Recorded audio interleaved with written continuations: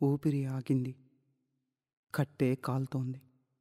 అదేంటో నీపై ప్రేమ మాత్రం ఇంకా చావకుండా అలానే ఉంది.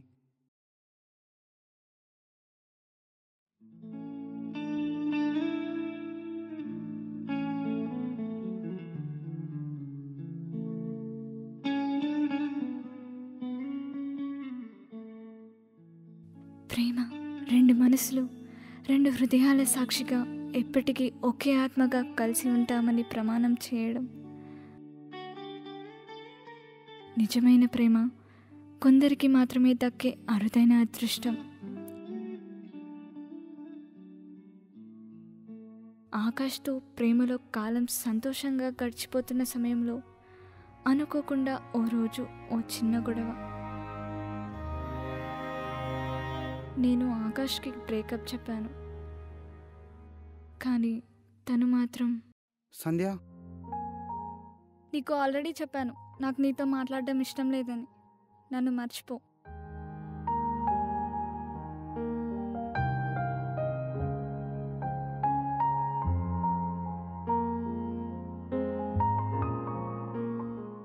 సంధ్య, సంధ్య, ఏంటి?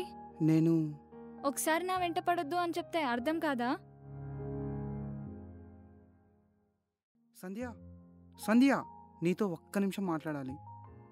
నువ్వు నన్ను ప్రశాంతంగా బ్రతకనివ్వవా?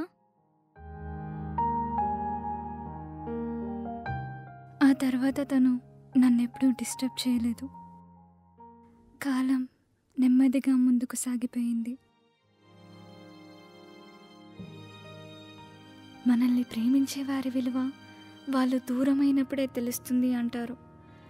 బహుశా అది నిజమే.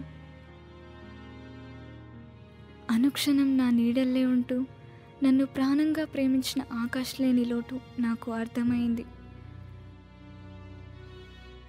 నా తప్పు తెలుసుకున్నాను. ఆకాష్, ఎలా ఉన్నావు? I'm sorry. సంధ్య, ఏమైంది? నన్ను ఒకసారి కలుస్తావా? తప్పకుండా వస్తా.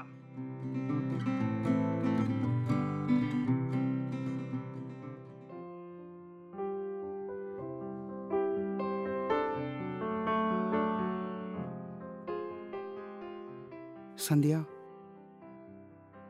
ఆకాష్, స్టూపిడ్, నాకు దూరంగా ఎలా ఉండగలిగావు? I'm sorry. I missed you. నేను కూడా నిన్ను చాలా మిస్ అయ్యాను. ఐఎమ్ సారీ రా. I love you.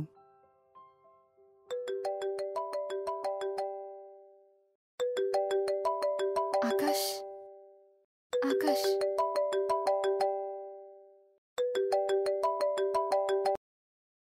Hello Sandhya, నేను పవన్ని మాట్లాడుతున్నాను. నిన్ను కలవాలని వస్తుంటే ఆకాష్కి యాక్సిడెంట్ అయింది. వాడు చనిపోయాడు.